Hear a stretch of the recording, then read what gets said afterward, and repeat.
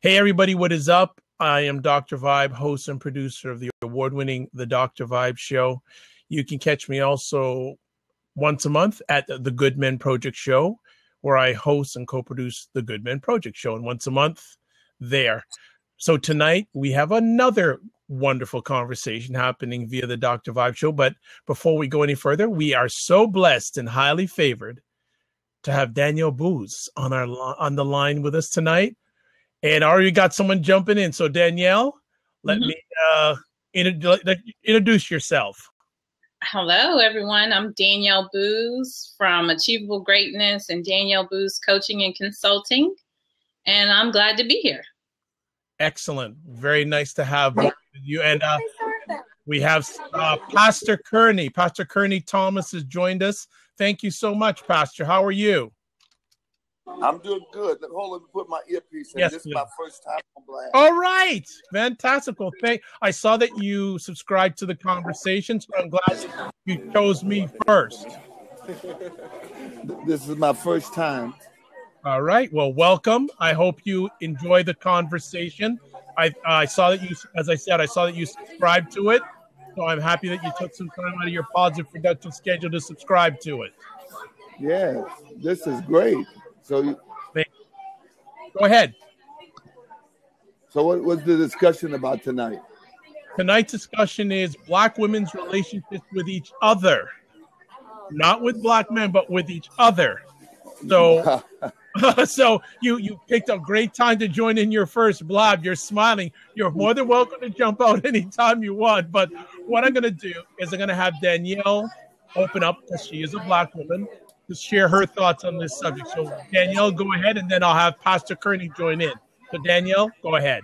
I will say that this is one of those topics that can go a bunch of different ways. And in my experience, I've had positive experiences with Black people. Danielle, I'm just going to ask you to, do you have earbuds or anything? Because we can't hear you that well. I'm not making this right, Ariel. Okay, and I'll come right back. Okay, no problem. I'll get Pastor Kearney to join in. So, Pastor Kearney, when I share this subject with you, what comes to your mind? Black women's relationships with each other. You know, most Black women I speak to say they don't have friends with other women. They just love to have friends with Black men because it's Black women are too messy. Whoa, that's interesting. What when you? I heard a lot of them say that. So, but what they're saying about themselves. Okay, when you hear that sort of response, what comes into your head and heart? Especially being a pastor, when you're hearing that sort of information coming from Black women.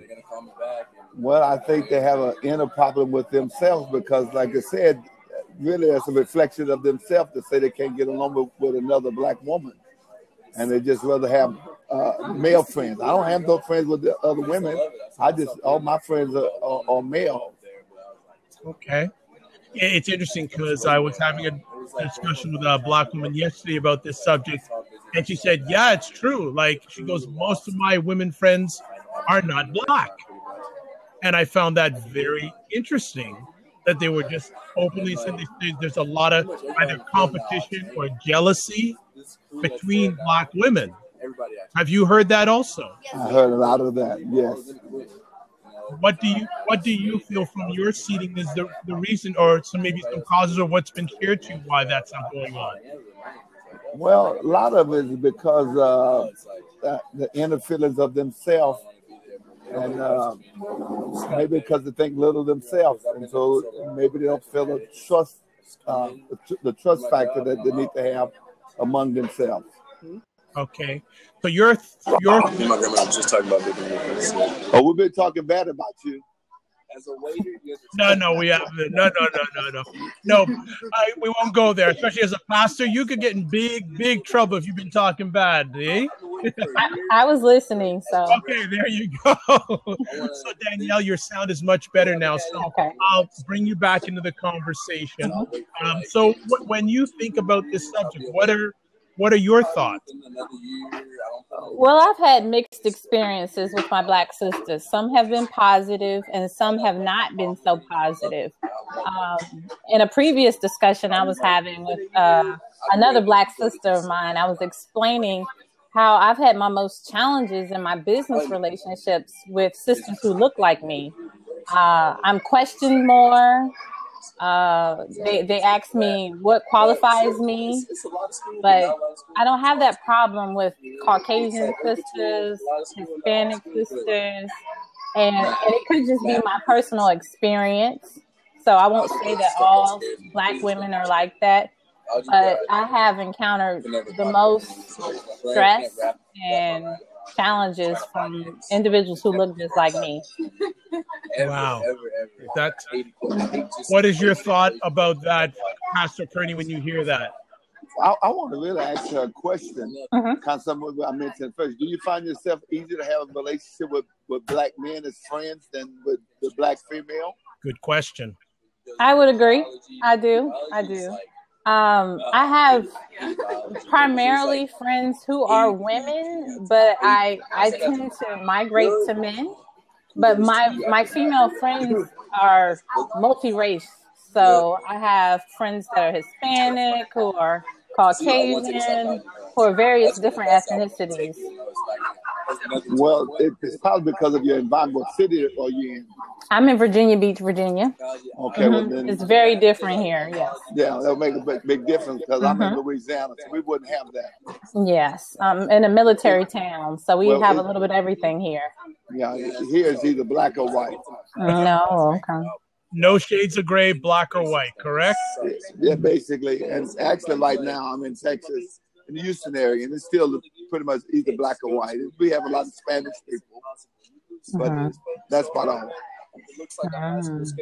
Okay, but let me just see. We're going to see if we can get another person coming in here.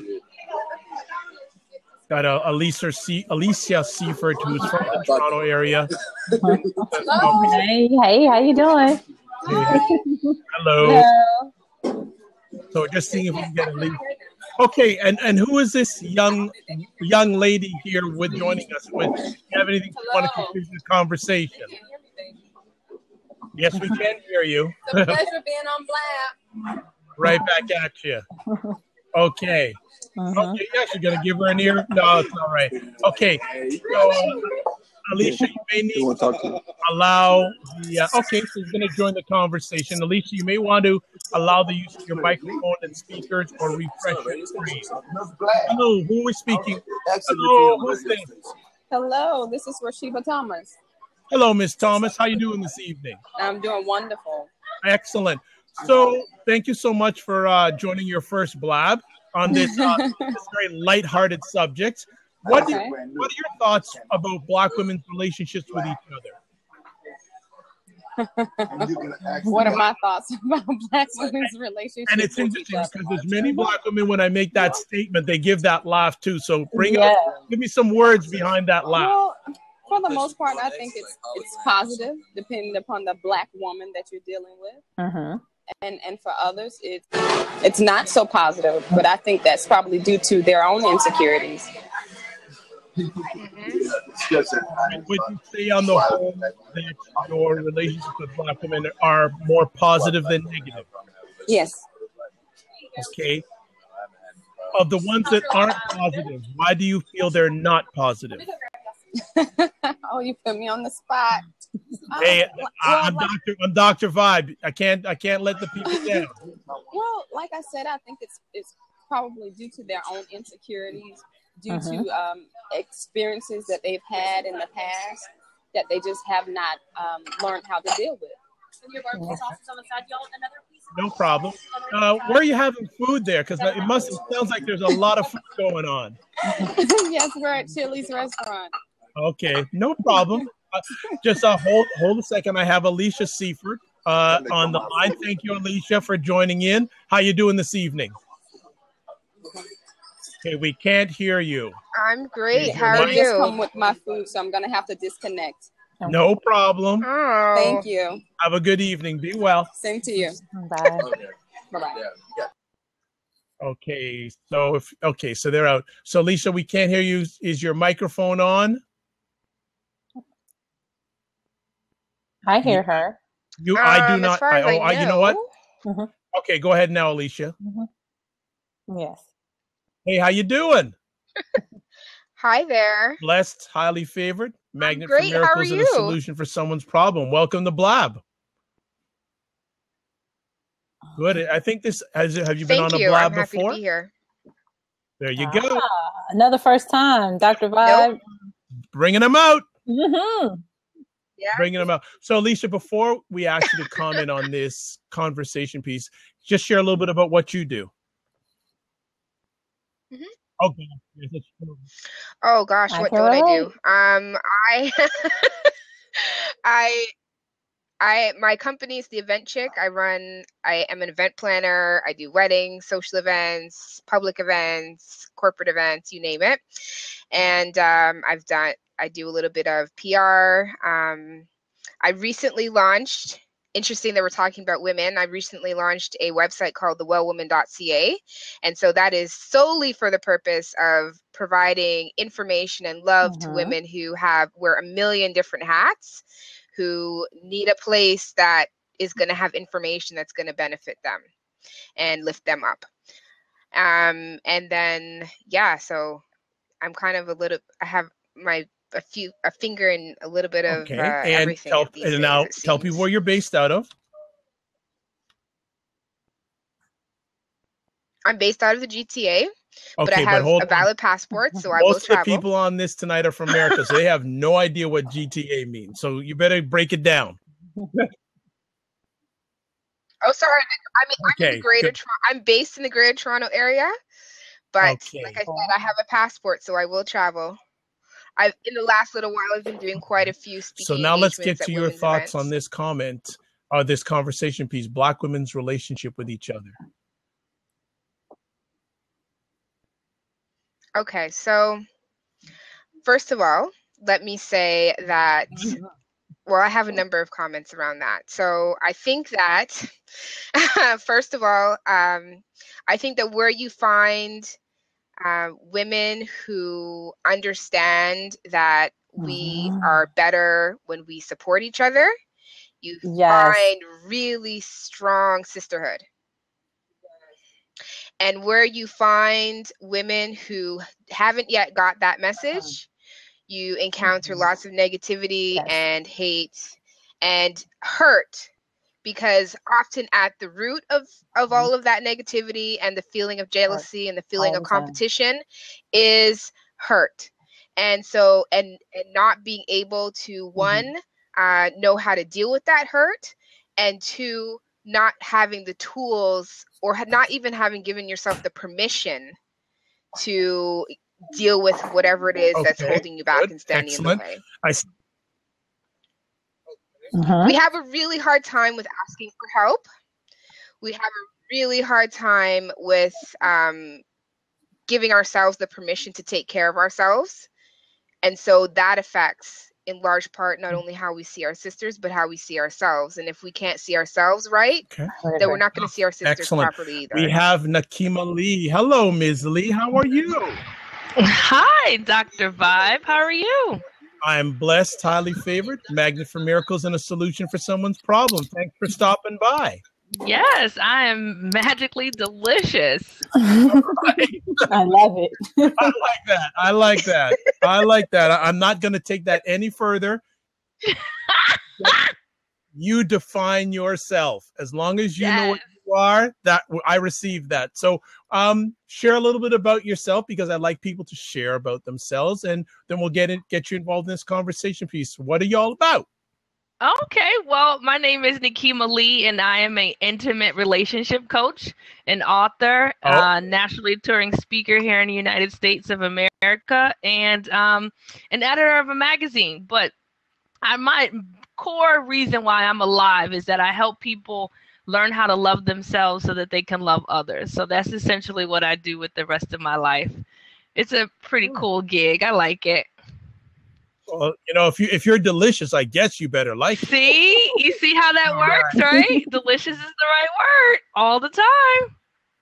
All right. So what are your thoughts about this conversation piece? Black women's relationships with each other. And anyone who's watching this, I'm not out to cause friction. I just want truth. Yeah, you out to stir the pot, Dr. Vibe. We understand, but somebody's got to stir it. And it's important that you have people like yourself who are able to bring up this kind of conversation, because a lot of women don't want to talk about it. We think, oh, you know, women are just hating on me, or people just don't like me, or because I'm a certain skin complexion versus another, you know, a woman has... Right, a woman has something for you, but really, like Alicia said, it's really a self thing. It's really about putting the mirror in front of your face and accepting your own faults, because the thing that we point out negatively in others is really what we're pointing out within ourselves.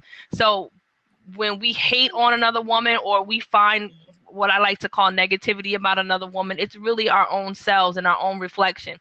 But the wonderful thing about the universe, God, the higher power, I don't know what you believe in, they have a way of showing you what you need to be shown.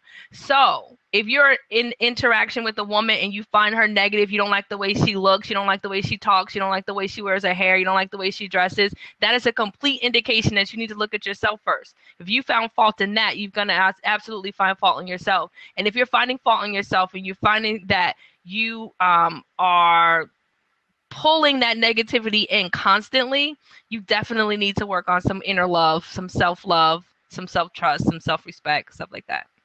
Mm-hmm. Excellent stuff. Alicia, would you like to add on to any of those layers that she just shared? Gorgeous self you are. There you go. Thank you.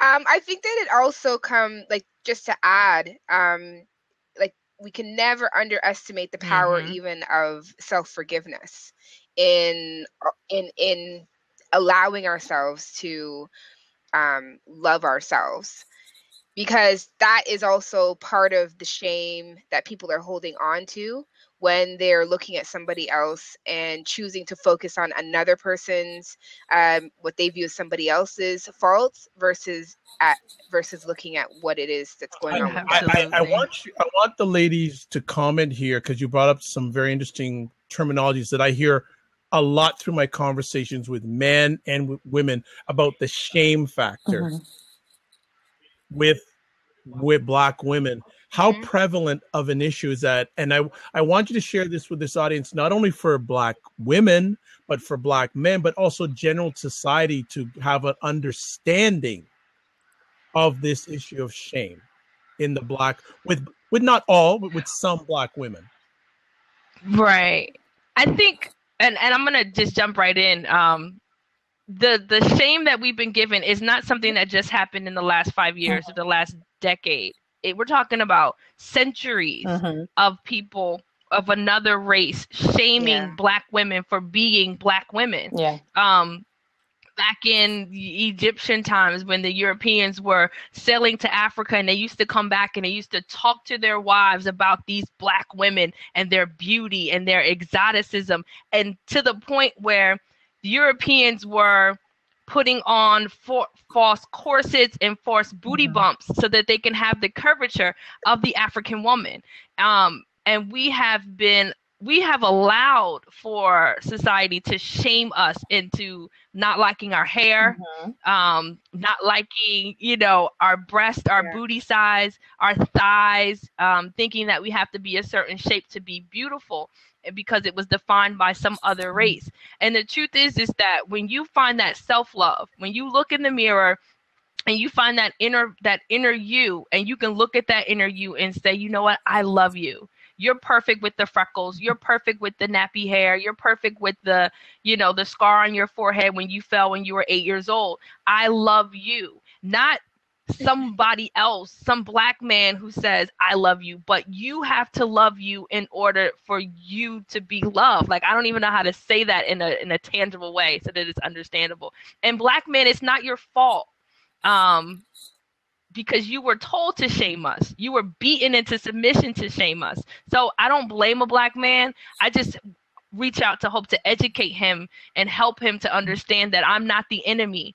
You don't have to hate me. You don't have to make me want to be something that I'm not because someone told you that that was beauty, and to really identify and know who I am and love me for who I am. And that's what true love is. That's what Black love is. And that's it. Because I could go all day, so I won't take up too much of your time. Well, no, there's room for everybody. So to add to what she was saying, I think a piece of it also is that we aren't taught to love each other, to empower each other. And in my own personal experience, to be transparent, I didn't understand self-love really until I was in my later teens and 20s, when it became a message that continued to come, and I continued to seek knowledge and seek self-awareness and improve my self-esteem so that I can think highly of myself, thus think highly of counterparts, friends, women who look like me, my Black sisters.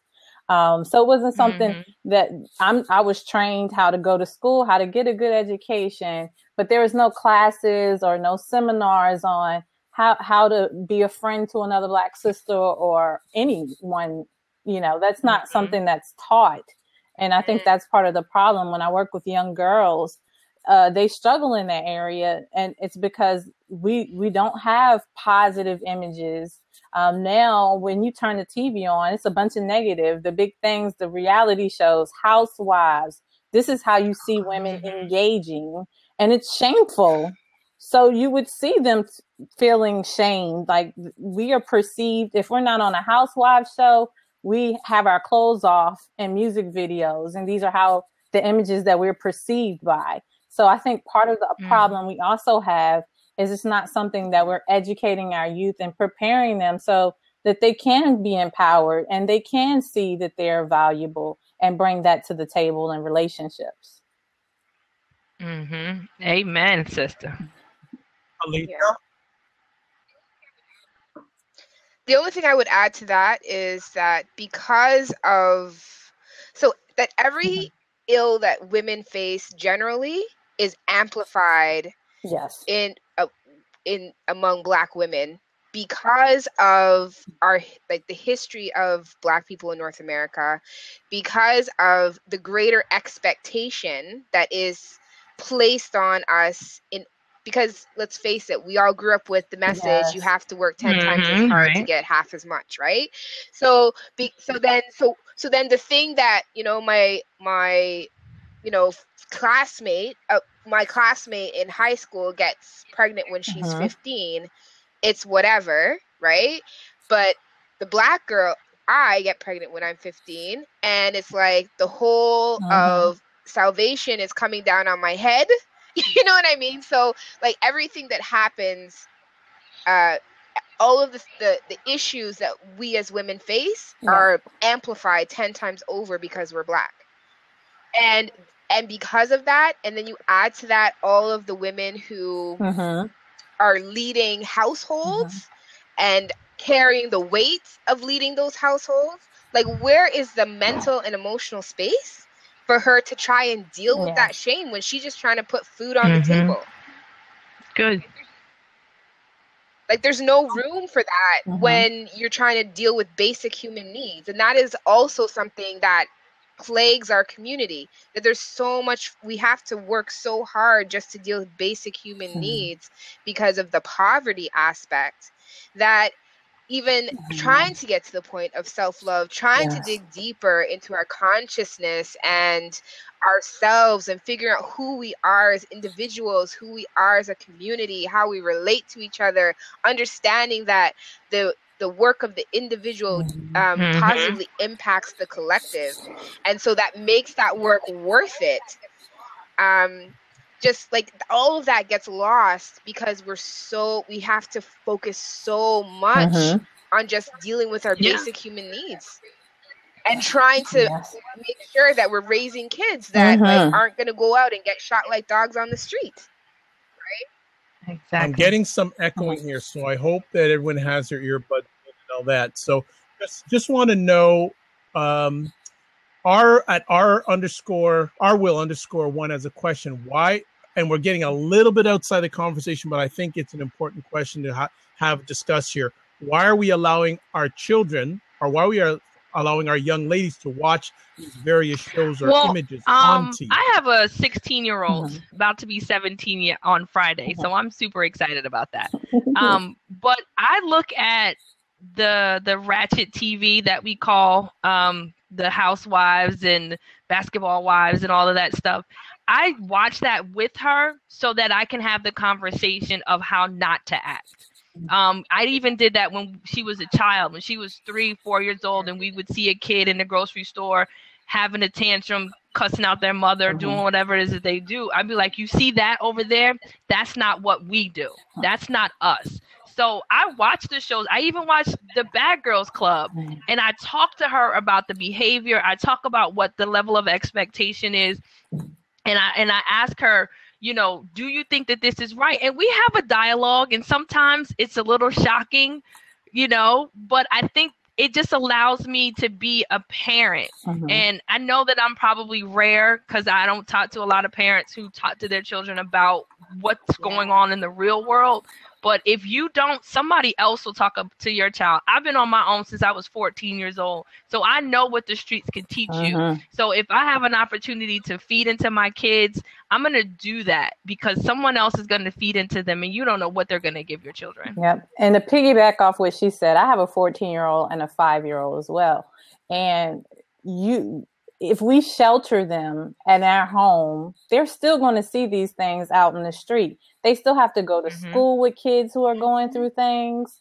You listen to it on the radio. My daughter, like going to the school bus, you can hear all kinds of ratchetness just going from the house to the school bus. So I don't want to.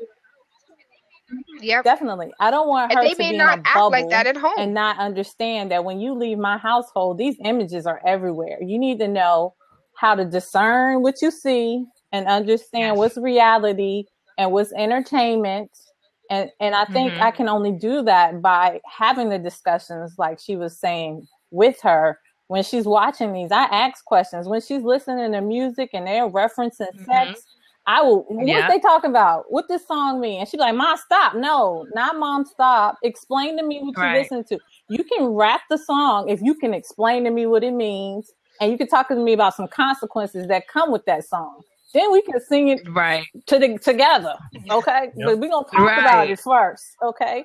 And I'm really real with her. I've always been that way with her because I don't think I benefit her from trying to keep her away from things, because I've seen kids who have been parented like that and they go very left field because they feel like I haven't experienced anything, so now I'm gonna go do it all. So there's a fine line, but I educate her and I don't keep those kinds of things away from her because it's just the society that we live in now, unfortunately. Yeah, and I mean, I applaud both of you for doing that because I'm the product of a mother who was very straight with us about the things that we were going to face and about the things that were happening around us, precisely because she was the teen that got pregnant and came from the family that didn't talk about sex. And so for her, it was just experimenting, trying to figure out, what's this going on? And the next thing she knows, at 17, she's pregnant and she has a kid, and she had no idea how she got there because it wasn't something that anybody talked about. And so the lesson of her life for us was, no, I'm going to talk about these things. I'm going to make sure that you guys are well educated and well informed and you guys know what's going on.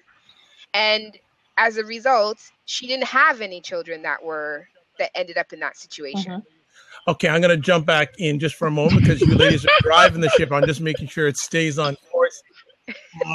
And there's a great, if you're paying attention to the chat or the comments room, there's a great conversation going on there between at @rwill_1, at Let Someone Help, and I Am Prayer in for Pastor. Great stuff going on there. So keep it coming. I want to ask ladies that are on the Blab right now, is the skin tone issue an issue amongst Black women? Still is. Still a problem. Yeah, for sure.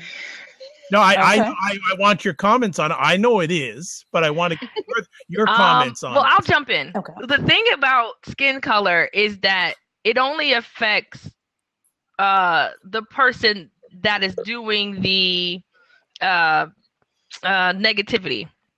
So, for example, when I was growing up, people used to say, "Oh, you're stuck up," or you think you're all that. And I'd be like, no, I'm really a really nice person if you get to know me. But because I was lighter than most of my friends, I was always seen as, different. And if you were really light-skinned, like Danielle, like really bright light-skinned, you were like, nobody thought you were stuck up, conceited. Just because you're your skin color, you could have been the nicest friend and my best friend forever, but just because you were lighter than me, people always had this negativity towards you. Not because you were, but really, truly, and we've talked about it, it's a self-issue. You don't like who you are, so you have to find something about someone else not to like, because you don't want to address your own issues. It's the same thing Alicia said. It's that self-image that we don't like about ourselves. And I think it's something else that's rooted in history. Like I grew up with the grandparents who lived by the paper bag test. And I tend to like dark-skinned, tall, slinky men. I brought a dark-skinned man, and my grandma was, "What you doing with that?" Yeah, and that was just the time that they were raised in. And I think some of those thoughts and feelings are still present because your grandparents teach your parents who teach you. And some of those thoughts and behaviors just come from one generation to the next. And we are evolving, but we still have that issue. It's still a core problem that we have in our society. Unfortunately, I think that we are making some transitions, but it's visible. I have a girlfriend now who's from Kenya, and she'll be like, "Yeah, all the guys look at you because you high yellow, damn near white." And I'm like, "Girl, bye." They look at me because I got a big booty. Right. If you were shaped like me, but in her perception, because I'm lighter, I get more attention. I don't see it. I think she's beautiful, but it's because our experiences now. To say that she has had people mistreat her because she's dark skinned, she's told me stories, and it breaks my heart. I've had people treat me some kind of way because of my skin color, and I've accepted that it's their issue, but it takes time. And I think we have to, especially our young ladies, let them understand that that's someone else's problem, and hurt people, and prepare them for that, because you don't want them to walk in a world where they internalize someone else's issue and make it their problem. And we have a lot of young people doing that, especially young ladies. There are beautiful young ladies of all different shades, but someone says something to them and they internalize it and it becomes an issue. And then we have the issue that we're discussing, where we can't get along because we look different. Yeah. Alicia, do you want to add anything to what's been shared? Well, I would only add that, unfortunately, there's still this idea that your beauty, of attaching beauty to the lightness of the skin tone. And we even see that, like, when we talk about images of women in popular culture, we even see that in terms of, women who are in, the music videos, or who get the leading roles, who, you know what I mean? Like, you don't see, like, until, I think that's why shows like How to Get Away with Murder made such a splash, because it was shocking to have this clearly dark-skinned woman be in this powerful position and celebrate every aspect of her beauty, whether she was fully done up, with her wig and her makeup, or whether she was sitting heartbroken in front of a mirror with the wig off, looking very raw and broken. Let me tell you, when she took that wig off, I gasped. I was like, "Oh, she did that on TV? Girl, she needed that Emmy for that scene." But there was backlash from that. And there was backlash from Black women who were upset about that. Yeah. So why, and at @RWill_1, I'm going to piggyback on what he's asked in the chat room. Why is this thought process still existing with some Black women? I don't think it's a large majority. I hope it is a majority. But why are your thoughts? Is it a historical thing? Is it a jealousy thing? Is it a societal thing? Well, we've got to deprogram in order to reprogram. And we're just not in the deprogrammed state of mind. We've got to get all of the junk out first, and then we've got to put new stuff in. And some people hold on to their convictions like death. Like if you believe something, if your grandmother believed it, if your great-great-great-great-grandmother believed it, then who are you? You're no longer identified, because that's how we are identified. We are identified by our beliefs. And if you believe something and then you look at it and you say, okay, that's not right, Grandma. You shouldn't think that, a light-skinned woman or a woman who had babies out of wedlock is a bad woman. Like she's just a woman who needs love and attention and friends and if you have to let go of that belief, then you have to re-identify yourself. And that's scary. That's really, really scary to ask somebody to do that. So that's why it's so much more easier to hold on to them than it is to let them go. I would also suggest that there's, I 100% agree. I would also suggest that there's another aspect to it. And that other aspect to it comes to the reality of the prevalence of singlehood among Black women. And the difficulty, if you poll single Black women, you'll hear, I'm pretty confident, that there's a difficulty among Black women with finding quality partners. And so if we're all competing with this small group of quality partners that exist,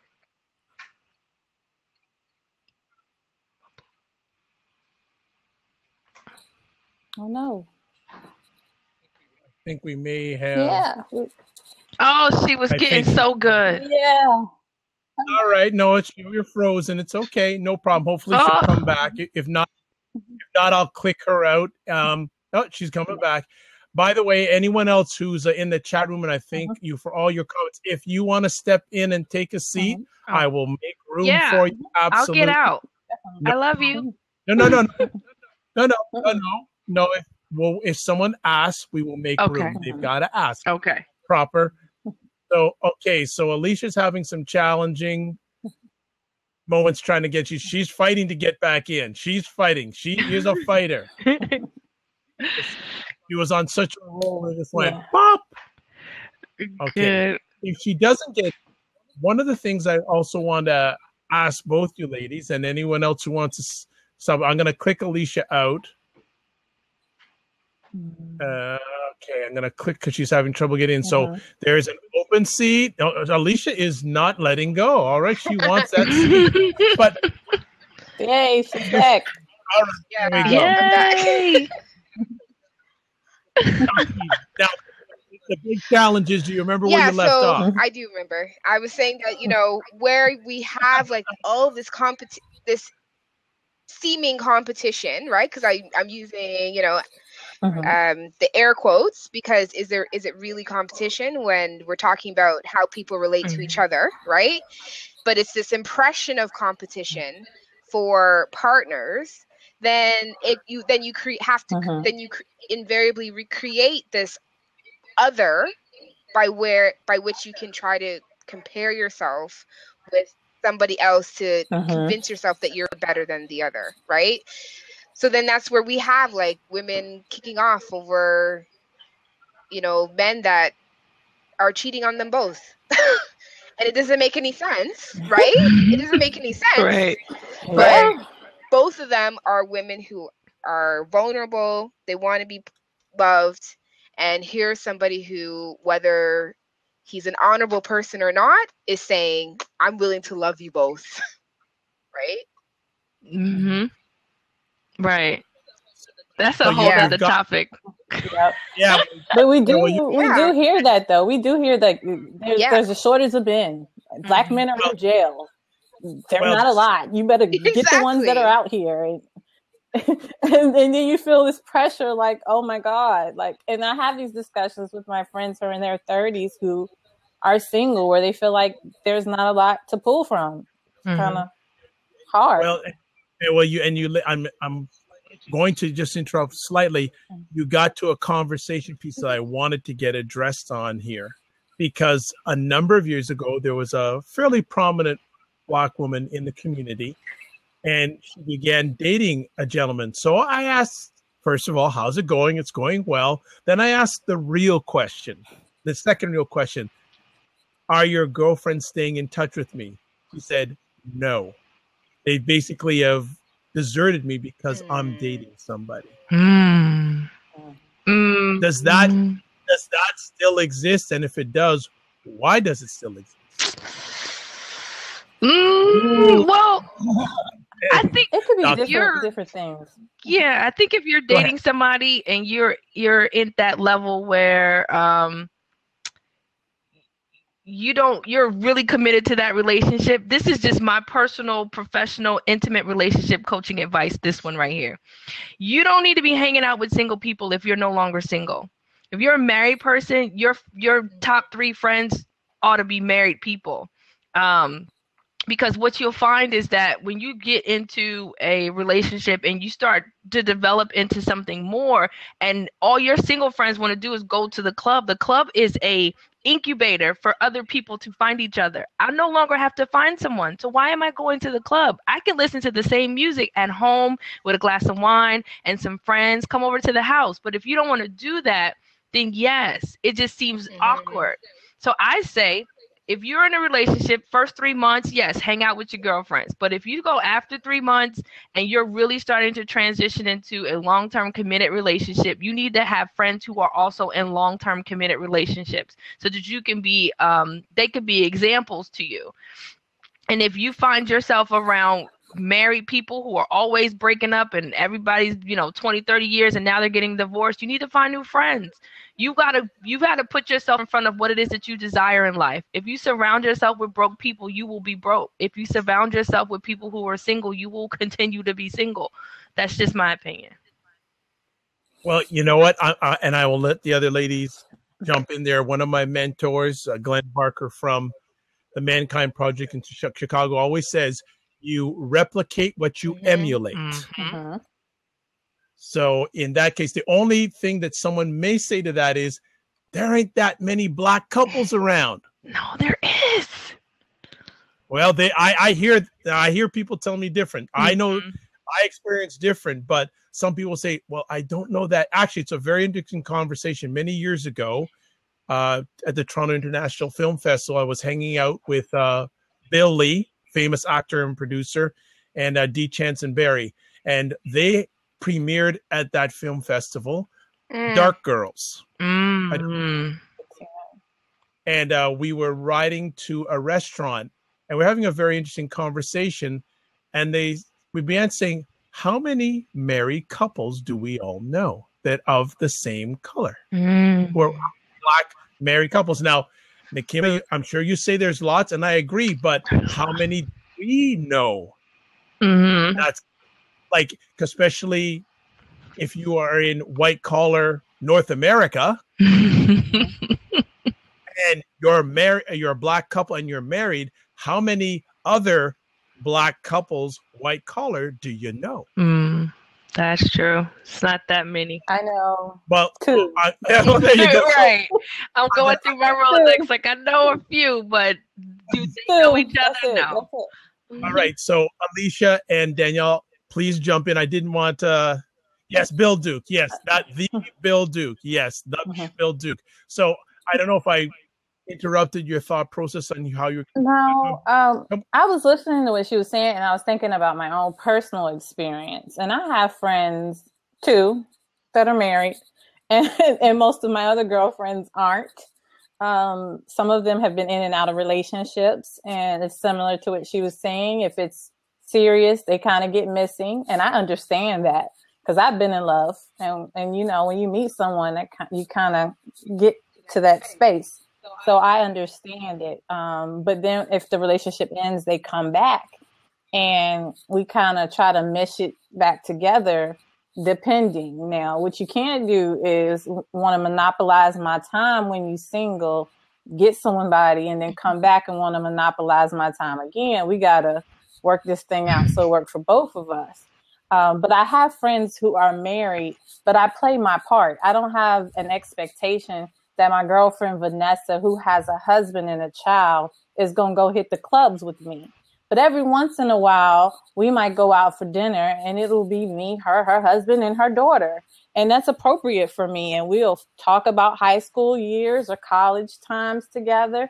And when we used to hang out, it's kind of, we'll sit and talk about when we was hip and we could wear the dresses and the heels. And we have a good little conversation. And then they go back to they married life. I don't interfere with that. And that works for us. And then my single girls, if we want to go out and have drinks, we can do that. So it's boundaries there. I respect their marriage. I respect their time. But our relationship doesn't end. It's just changed because she has different expectations of me and I have different expectations of her. So we're still able to keep the relationship. But in life, you change, your experiences change, your life changes. And if you're a true friend, you figure out how to make that work. And so I don't have any relationships that if I meet or I'm with, I'm going to just not have that relationship anymore. But I appreciate the point she was making because it can become an issue if you're hanging out with your single girls all the time and you're leaving your husband behind. Mm-hmm. So I agree with it. In my personal experiences, I've been able to juggle the relationships a little bit better. Yeah, I think I would agree with Danielle. I think that just kind of at this particular stage in life, everybody has other things that are competing for their time. So the friend hanging out, going to the club thing ends up being something that's a treat more than a regular Friday or Saturday night thing. So even with the few friends that are married, it's a treat on an occasion once in a while for somebody's birthday type of thing for them too. So and also I'm blessed to have the type of friends who marry the type of partners that can hang with the girls. So it becomes also in that respect less of an issue. You know, like we respect their relationship and their partners are cool to hang out with. So if they come when we go out, all go out and it's one big happy family going out together, it's not a big deal. And if the friend is going out with the group because they know us and they're comfortable with us, it's also not a big deal in their relationship. But I think that comes down to, again, when you're talking about individuals and people having confidence and people having their own self-respect and not looking for somebody else to validate them. Yeah. Because that's when the needy relationship creates the problem with friends getting married and having other things that are taking away their time, such as, you know, their marriage and raising kids.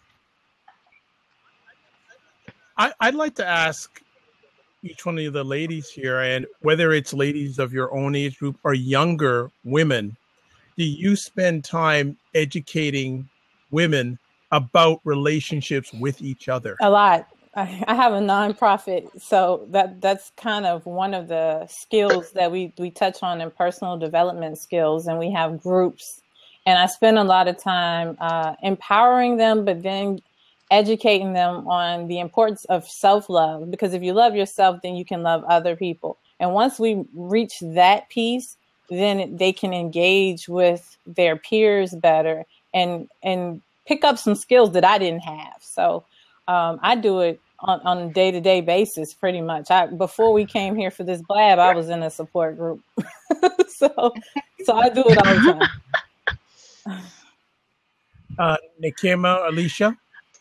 I talk to women from across the board. My conversation is geared more towards mental, spiritual, and emotional aspects of self-love, and then taking them to the physical aspects of it. So what I talk about is not necessarily how they relate to other women, but really is how they relate to themselves.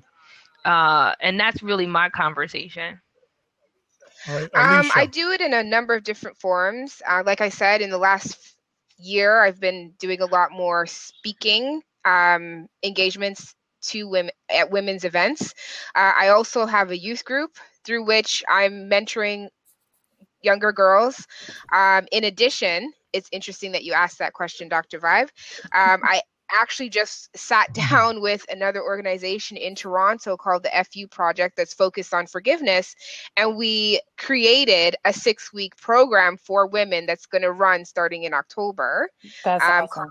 New Year, New You, where we're actually going to be talking about, it's going to be, the focus is around healing different aspects of our lives. And one of the key topics that we're going to be talking about is self-love and our relationship with other women and building sisterhood. Okay, good stuff. Awesome. Listen, I don't want to interrupt you, Dr. Vibe, but I've got to go. I'm doing another blab at 10 o'clock. I love you guys. Thank you for having me. Nice I to appreciate meet you. you. It's a pleasure. We should do this again. I'm following you. Don't worry. That's what I do all the time, because for many years I've been hosting these conversations. Hadn't had one for a while on my podcast, so I'm bringing them to Blab. So follow me and you'll see what's going on. Awesome. I've already followed you. Love you guys. I followed you all, ladies. Following you too. You too. Be well and keep the faith. All right. That was Nekima, and the great contribution. Didn't know that she was going to jump in, and she was fantastic. We do have an open seat. We'll probably go for about another 10, 15 minutes. Depends how the flow goes. Ladies, you've been doing an outstanding job. Thank you. Hey, Alicia, I think this is probably your first blab, correct? You're killing it, girl. You're doing better than I did on my first one. I was just struggling. There you go. And everyone who's joining on the conversation, a number of you have stayed on for the whole time. I really appreciate that, and I don't take it for granted. But the reason why is the 3 ladies have been bringing it, and you guys have been rocking it in the comments room. So I really appreciate that. If you have any questions for them, you can put them in the comments section, or there is an open seat now. No technical issues with Alicia. She's on solid now. She fought to get her seat back, and she's not giving it up. But we do have an open seat right now.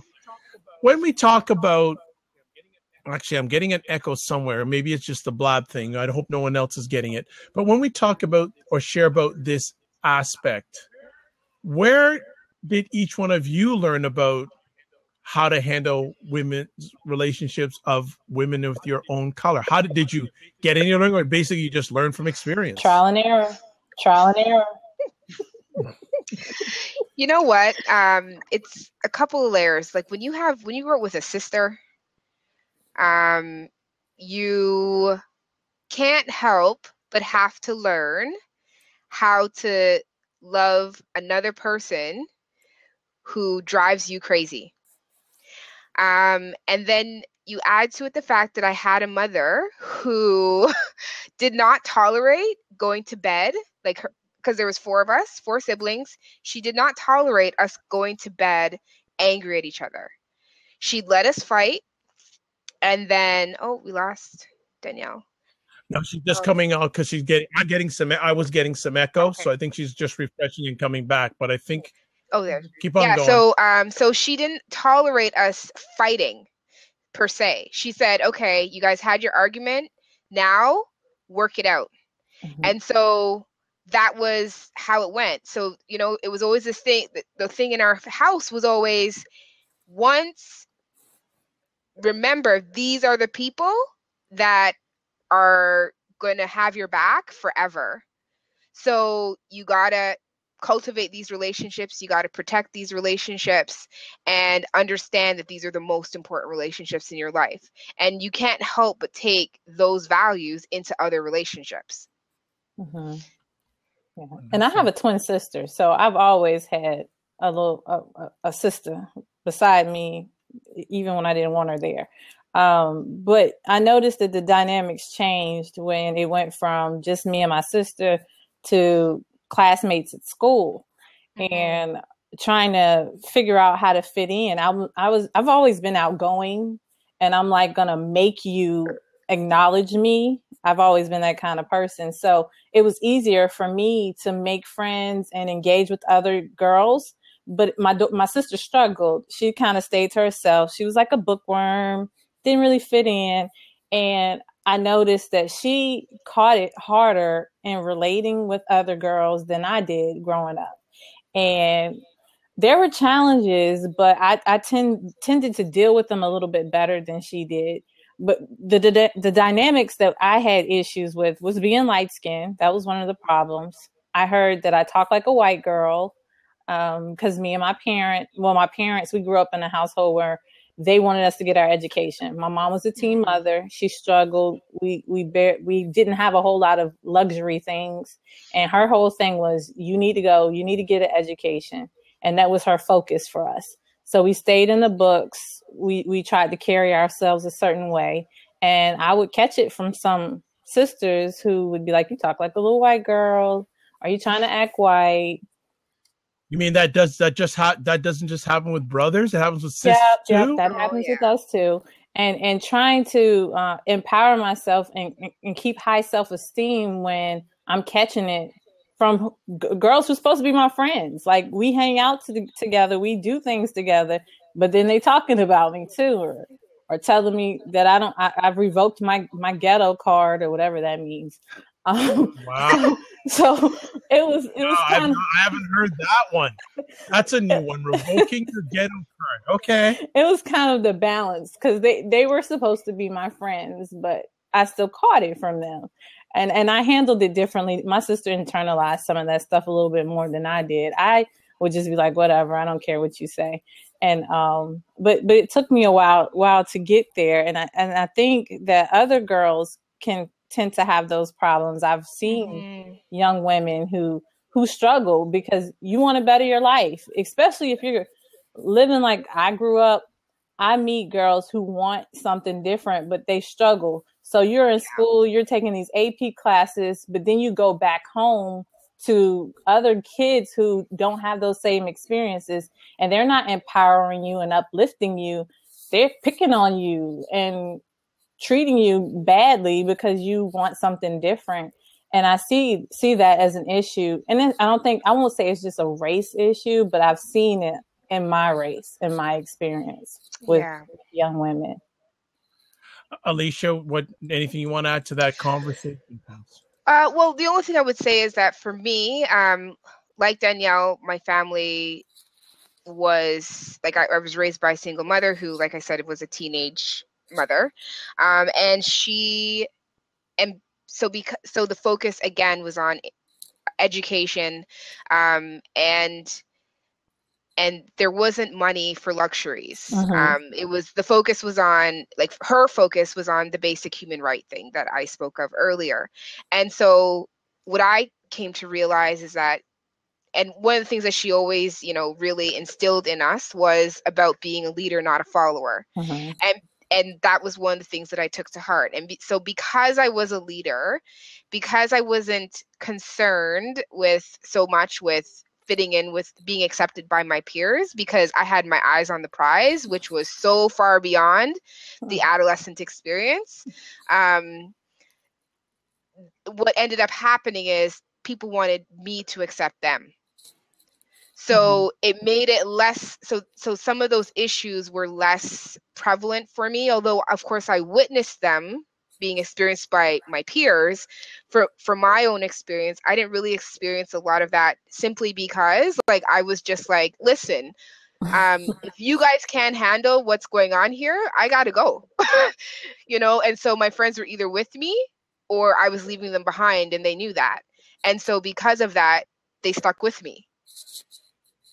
And so, and in the end, I charted my own course. So it was less, so I had less issues around, the acceptance piece. Excellent. And actually I ended up being, like, because of my role among my peers, I ended up being more of an advocate for people who were, sort of being bullied or being singled out for being different. I ended up becoming the one that would befriend that person or be an advocate for them and tell people to leave them alone. Excellent.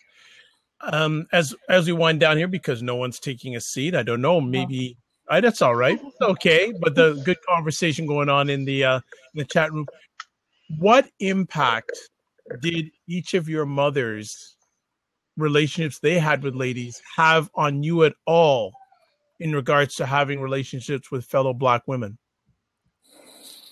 Well, for me, I wanted my relationships to be different because when I grew up, my mom was a teen mom. So she had one friend that she was really close to, but I felt like the friend took advantage of her. And this was from my 11-year-old eyes witnessing the experience. It seemed like her friend came around when things weren't going well for her, or she didn't have anyone else to hang with. So then she'd come hang with my mom because my mom was at home with us all the time. So she'd come over, kind of use mom to be that person to come cry to, talk to, and then she'd be nowhere to be found for a while. And so mom took to me, which was an unhealthy relationship to a degree, because I became the person she'd come vent to. And at that time, I would think, okay, I must be a little adult because she's coming talking to me about adult things. But she didn't really have that connection with women. And the one person I saw that was constant in her life was just there when it was convenient for her. So I took that as, I'm not having no friends like that. You can't be sometiming with me.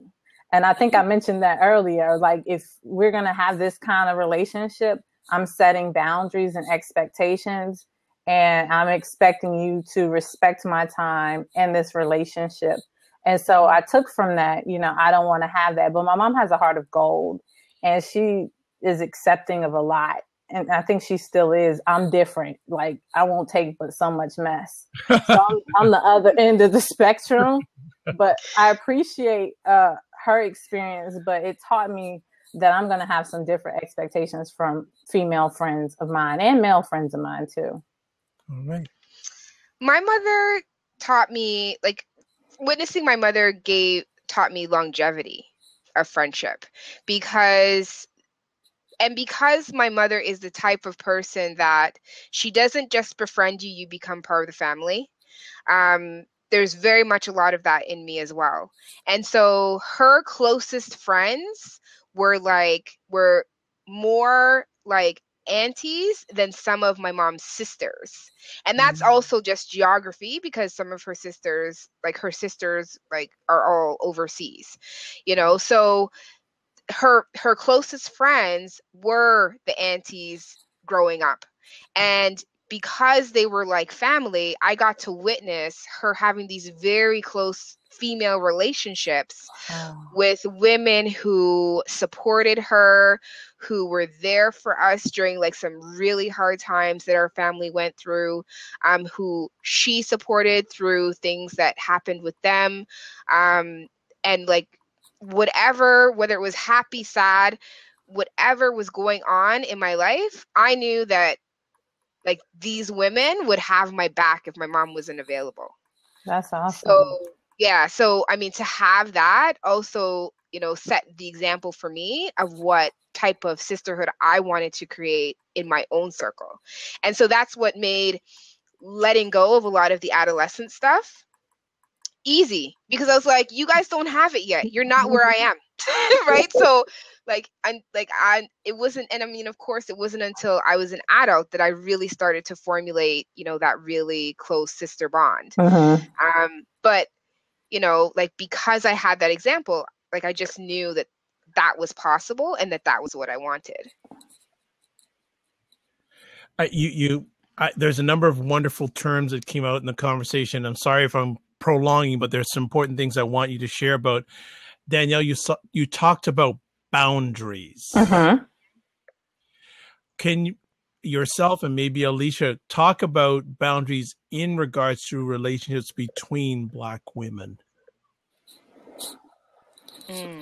Well, I think for me, my biggest boundary right now is respecting my time.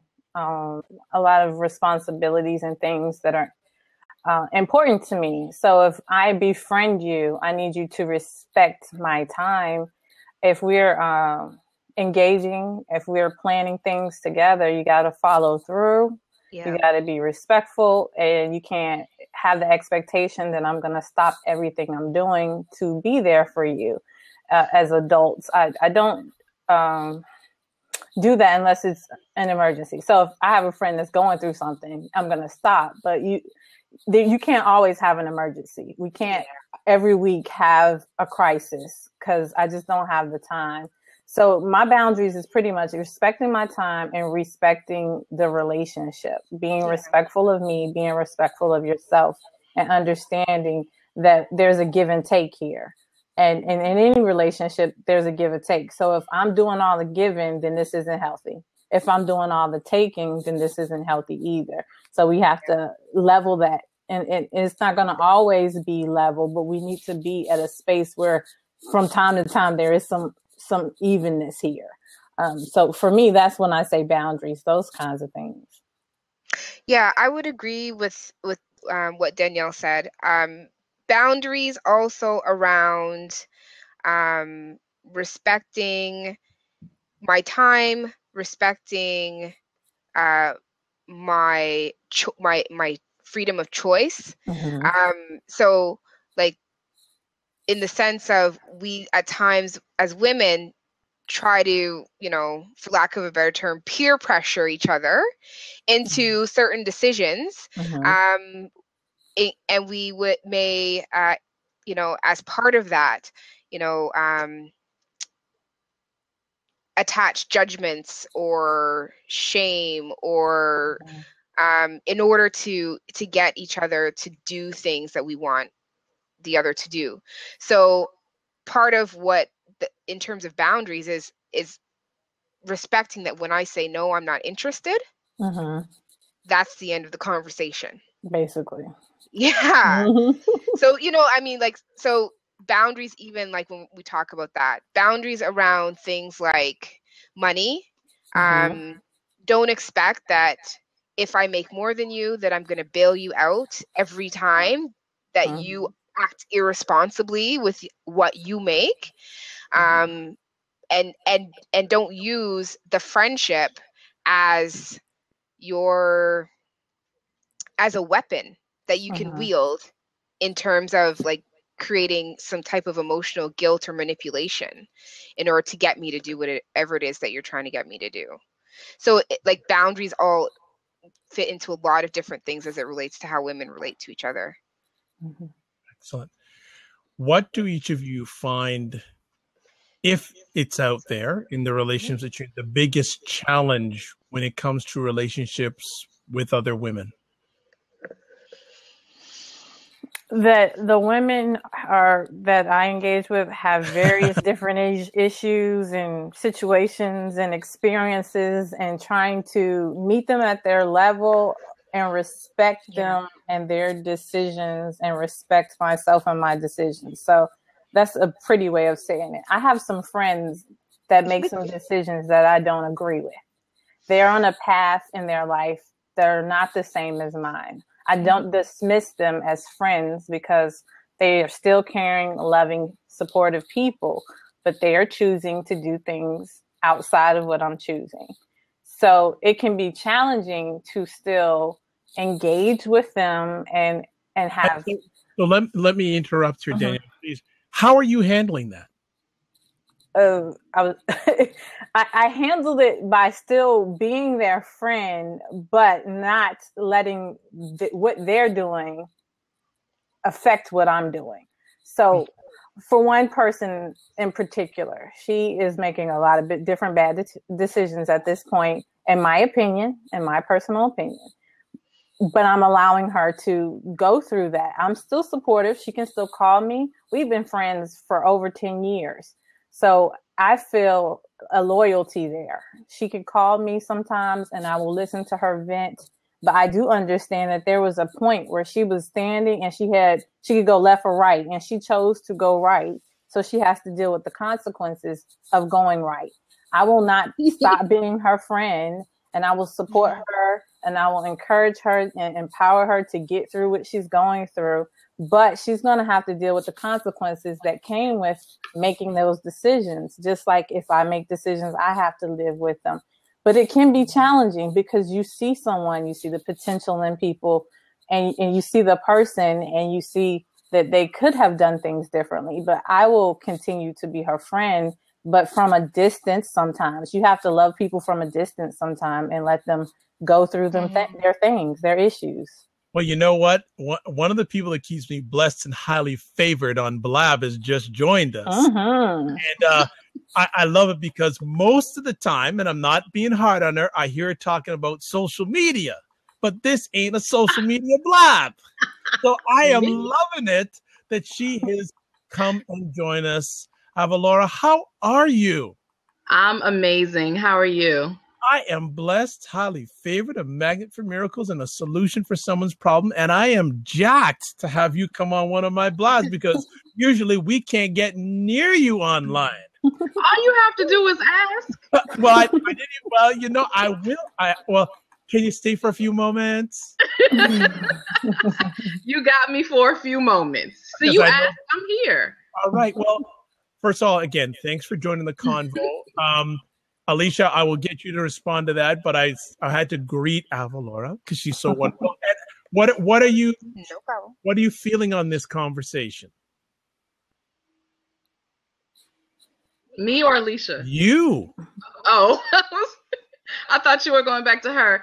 I just hopped on, and the question. So, what was the last question that you just asked Danielle? No, well, I think what I'm looking at is when your relationships are not going right with a sister. Mm-hmm.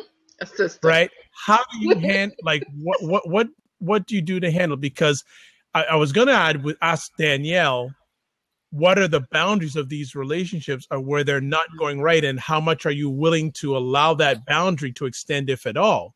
So, when you don't want names, but when you've had those moments when it's not going right with a sister, how do you handle it? Yeah, good question. My circle is tight. Tight, like one hand tight. Yeah, you go. That's a good point right there. Yeah, so it's rare that I have a lot of issues. With my good friends, because everybody who's around me are really my good friends. There's a whole lot of people on the periphery, a whole lot of acquaintances, a whole lot of people that I know, a whole lot of people that I'm sure would want to be in my circle. But I'm very picky about who I really let in for that reason. Because I know who I am. I know what's acceptable and what's not acceptable. I'm very good with boundaries. My boundaries are tight. So I watch people. I listen to people. I get a very good sense of who people are very quickly. And if you don't seem like the type of person that I could rock with, you won't be rocking with me.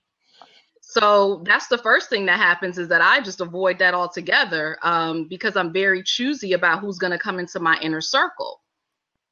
And for the people that do come into my inner circle, I'm very transparent. What you see is what you get. So I don't really have a difficult time with boundaries because, like I said, I'm pretty, I will let you know. In a kind, maybe not so kind way, depending on who you are.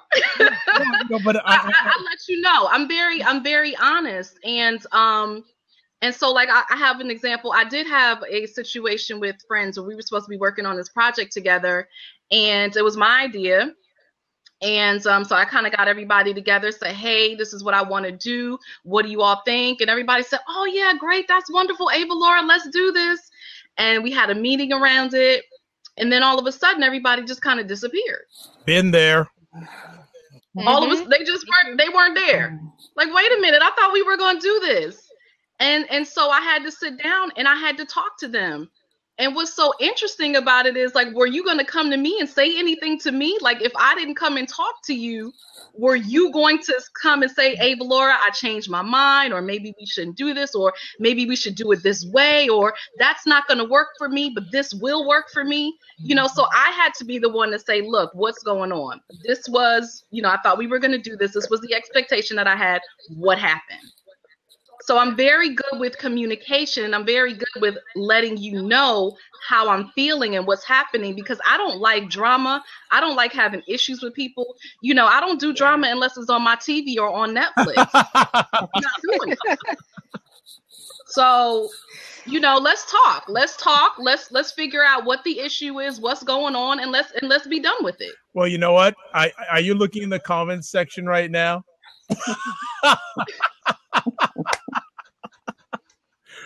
I'm gonna repeat it on @Beanie Randall. This is a troublemaker. Indeed, came to hear President Ava Obama speak.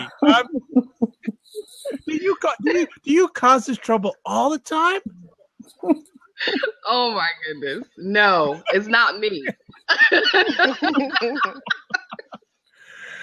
Danielle, and I don't want to keep. You've been on since the beginning, and you've been a great trooper. I don't want to keep it on for too long. And, I'll close it out with both of you giving some final thoughts on this subject and words of advice or suggestions, because President Ava is at a different level. She's never going to come on one of my blabs again after this. I'm feeling it already. Oh my God. Oh my gosh. Listen, look at all these comments going on here. I can attest that Avalar is the deaf drama oh my gosh. They know. People know. Like, I don't play that. There you go. But you know what? Doesn't that though rub some women the wrong way? They won't be women who rock with me. Go have a boundary. They can have that issue. They can keep it over there. They will be one of my clients. There you go. Homie, don't play that. You got a girlfriend group. We got Damon Wayman's mentor right on our screen tonight. So Danielle, as we close up here, any suggestions on advice for Black women in regards to relationships with each other? And then I'll let Ava Laura first, because I treat her as a co-host. So Wow. Yeah, absolutely. Any final comments, words of wisdom? I wouldn't say advice, wisdom for Black women when it comes to relationships with each other. Ooh, wow. That could be a whole nother show. Okay. I'm writing that down. Yeah, it could be. I think that we have to stop operating out of pain. Mostly what I see from women, in particular Black women, is that we operate out of a lot of pain. We operate out of our trauma. And that impacts all of our relationships. And, we talk about it a lot in romantic relationships, but we don't really address it in our friendships. Bingo. Yeah. And, that is so important. And, your sister girls, you know what I mean? Your sister friends, like, they should be the ones that they have your back. They hold you down. But if you are unleashing, all of your pain, all of your drama, all of your trauma onto them, they're not going to want to be there for you either. And it's a lot of what I've seen. It's a lot of take. I need, I want, but there's not that give. So I'm there for you, but then when I need you, where are you? Good point. And so we really have to look at, it's very simple, do unto others. What is it that I want from people? What do I want? What do I need? And make sure that I'm that for everybody else. Yeah. Excellent. But again, you can't do that when you're operating out of pain. When you're constantly in need, you have nothing else to give to anybody else. So how can you really be my friend? Exactly. Danielle. And so that's why I said my circle is tight. And there's a lot of women. I mean, there's women that I grew up with. There's women that I went to college with. They call me and their messages if I hit them back, it's on text. I have boundaries. I'm not calling you back because I already know the story. I already know some drama, something happened. That's the only time you call me. You don't call me to see how I'm doing. You don't call me to see what's going on in my world. This is what's going on with me. This is what happened. Nope. Write the text, write the voicemail. Filter. It's a very simple but very powerful word. Very simple. Yeah. Filter. Yeah. Danielle. Well, I'm not going to piggyback on everything she said. She said it so well. I think once you get to a space where you are able to have healthy relationships with other women, that you need to step back and find another younger sister and help educate that sister on how to build healthy relationships. Because what I see is we have a bunch of broken adults who are raising broken children who continue a cycle of generations of women who can't support and empower each other. So once you have gotten it together for yourself and you know how to engage with other women, take some time to give back to a younger woman, and show her that we can have healthy relationships and we can engage and support each other and empower and be there for each other, that it's possible. It's not just something that's fictional. It's not a fairy tale. It's real life. We can do this. Wow. Both of you, what ways to close. Look at this. Oh, and then what else? It just dawned on to me. Do you have any messages to Black men on this subject? Yeah, I think that Black men really need to step up and try to really understand why women do the things that they do. And I think that a lot of times there's so much judgment and I just don't get it and I don't understand it. And they're not necessarily trying to understand. And understanding it doesn't mean that you have to like it. It just means that try to understand what she's going through and what it is that she needs. Now, if you decide that you can't be that for her, that's fine. But at least try to understand what's really happening and what's going on and try to support her. And, you know, it's interesting. I get a lot of men now that will call me or email me and say, you know, my wife needs you or my girlfriend needs you. Like, how much is the session? What do I have to do? She needs you.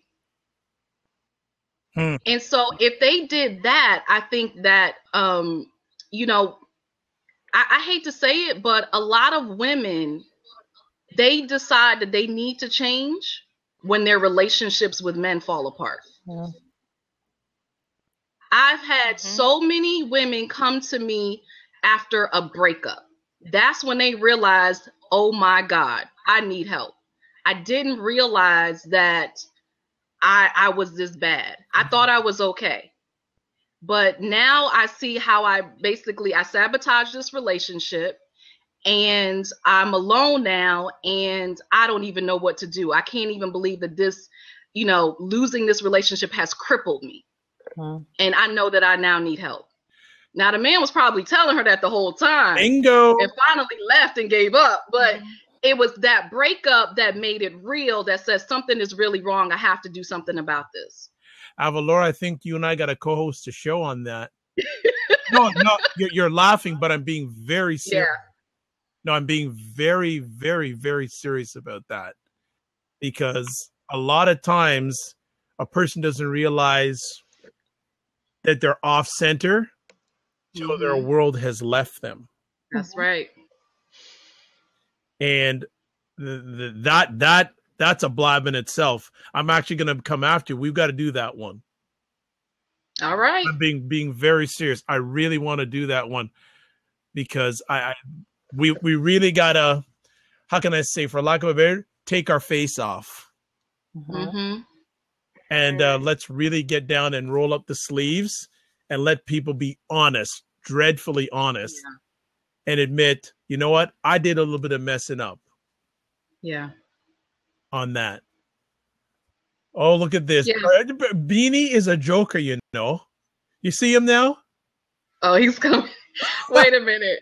Your suit is always on. What you mean you putting your suit on? You stay suit ready. Oh my God. Which is a good thing. It's great. Look, if you're ready, you ain't got to get ready. There you go. You get ready. You get ready to be ready. Danielle, any final comments? No final comments. I've enjoyed myself. It's been a good discussion. I hope conversations is what we love to have. And, you know, we have Ava Obama come into the house. So, you know. Y'all are funny. Oh, well, this is women at times become unrecognizable to themselves because they get wrapped up in the men that, okay, we're saving that for a different blab because that could go on for hours. Yeah, Okay. it could. We're going to cut it right there. So Very well. Ava Laura, how can people connect with you? Because you got a really hot show happening on Blab, so you better make sure you mention that too. Absolutely. Well, my website is right below me, avalaura.com, so they can connect with me there. They can also connect with me on social media, on Facebook. My name, everything's my name. I'm on Twitter. I'm on Periscope. On Facebook, I have a group called Super Soul Success. I'll actually type that up. So if you want to join that, that's a great way to connect with me. We have some really wonderful discussions. And I post things in there that I don't post on my personal page or even my business page. So Super Soul Success Group is a great way to connect with me. Yes, Benny said, call the White House, ask for me. Maybe if enough people do that, they'll say, who is this woman? I need to have her here. So you can do that too. That's fine. All right. And Tuesday evenings, Tuesdays at 10 p.m. Eastern Standard Time, you can catch me and my wonderful co-host Fitz on Boot to Boom. That is the Entrepreneur's Roadmap from Bootstrap to Booming. And tomorrow we actually have George Fraser as our guest. Yeah, so that's going to be a hot one. It's going to be a hot one. And I'm sure it's probably the first blab he's ever done. Yes, I'm getting a lot of people. I'm getting them to come on to Blab for the first time. On Friday, we had Paul Brunson, and that was his first time. Nice. So, yeah. Congratulations. That's outstanding. Thank you. Definitely catch their program. They have a lot of fun, but there's also a lot of educated knowledge. But they do have a lot of fun. We do. Earn Fitz. You got to educate. You edumacate. And how can you not like a person who has a laugh like she does? I'm telling you, she enjoys herself. Danielle, how can people connect with you? Well, I have a nonprofit. It's called Achievable Greatness. So you can go to achievablegreatness.com. I'll put that over on the side. You can also go to my name, daniellebooz.com. Both websites will get you to me and we can connect. Fantastic. Well, I could try and list everyone who came on tonight, but I'm not going to go there. I just like to say, first of all, thank you for the ladies who came on this show to share a little bit of knowledge and their stories. It's really, I'm telling you, this is funny. Having so much fun here. But, if you want, you know what? I'm going to have more of these conversations. Awesome. But what I need from the audience out there is, what subjects would you like, especially the ladies, what subjects would you like to chat about? If you want, I may start doing this regularly at this same slot every Monday. So if there's a topic that you would like to chat about, touch base with me via Twitter at DRVIBESHOW, because it would go nice, because Monday nights I'd have a lady show, and I'm already hosting a men's show every Tuesday night at 8:30 to 9:30 before Boot to Boom. Right, it's got to be before. And, we don't want to clash. Yes, we shut it down at 10. Yeah, exactly. So I get shut down by the Bahari universe at 9:30. She's got connections to that Oval Office place, so So yeah, but I think I'm going to start, if the need is out there. I like being a man hosting these conversations. I think it's very important, and so we'll speak at that next week at 8:30. There'll be a lady who wants to co-host with me. Hopefully, it'll be Danielle. She can free up her schedule, but if not, and we'll start a regular conversation on these subjects, and we'll see where it goes. Sounds like a plan. Like I always like to say, one other thing coming up, and a man show on manhood on Blab. So don't you love it when people start jumping in at the end of a Blab? Isn't that great? That's when it starts getting good, right? Exactly. At the end. You're ready to shut it down, and now it gets good. So I'm going to shut it down real quick. I always like to say, you're blessed and highly favored. You're a magnet for miracles, and you're a solution for someone's problem. God bless. Peace be well. Keep the faith. And I'm going to stop the recording and hope the ladies stay on after.